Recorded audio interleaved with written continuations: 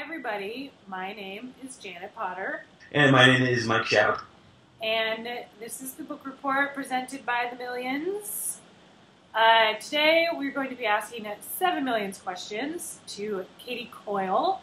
Katie has a new book out called Vivian Apple Needs a Miracle, which is the sequel to Vivian Apple at the End of the World, a book that I have previously talked about on the book report.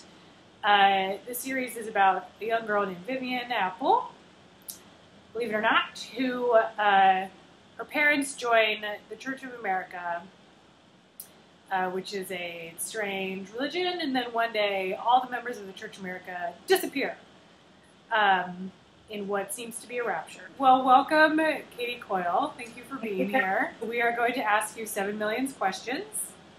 The first of which is, what book title could also serve as the title of your autobiography? One of my favorite books, which is Kelly Link's story collection, Pretty Monsters. I think it captures the sort of person that I'd like to be, which is very unassuming outwardly and inwardly, like, just horrible, I guess. Just a horrible person. Okay. Our second question for you is, if you could remove one scene from any book, what would it be? I would remove the scene in Harry Potter and the Chamber of Secrets when Harry and Ron steal Ron's parents' car and fly it to Hogwarts, because that's just always stressed me out as a reader. I don't like when they do that. I know from the beginning it's not going to work out. I just wish they'd found another way. It seems like they jump to plan Z so quickly. Yeah. They're like, right. Oh, we missed the train. Well, yes. Let's steal a flying car. Instead of being like, let's tell somebody. Right. They like look around for a second and they're like, is there anything else we can do? No. I guess we'll just parking lot. Question 3. What's a book that you've changed your mind on, as in loved once and then hated, or vice versa? I think I had this experience with a lot of books that I read in high school. I was like kind of just a goody two-shoes, and so when people were going through trauma in books, I was usually like, why are they not just pulling it together? And the main one for me, which is, it's awful, but it was The Bell Jar. When I read The Bell Jar as like a 15-year-old, I was like, cheer up, it's fine.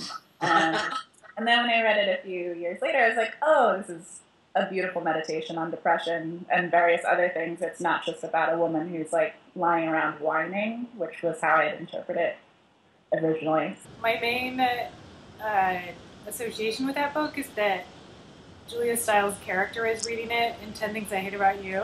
Question 4. If you could make every high school student in the country read a book, what would it be? I'm going to cheat because it's 2 books, but it's Octavia Butler's Parable of the Sower and Parable of the Talents, which are just really, really great dystopian novels that are very complicated, and I probably can't sum them up, but basically the most powerful person in this post-apocalyptic society ends up being a like teenage black girl, and it's a super empowering couple of books, and I think that teens would probably respond to it. Okay, question 5. What living author are you the most jealous of? I think in terms of career, I'm really jealous of Neil Gaiman. I think Neil Gaiman can kind of just write whatever he wants in any like format or medium that he wants, and people will pay for it. I'm jealous of Neil Gaiman too, though, mostly because of his hair. Like, that's the best hair, I think, of any male writer. Yeah.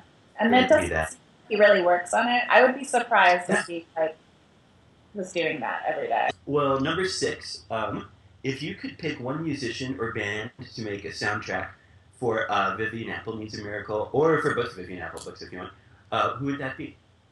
I think it would be Lorde. I think Lorde would strike the right spooky tone.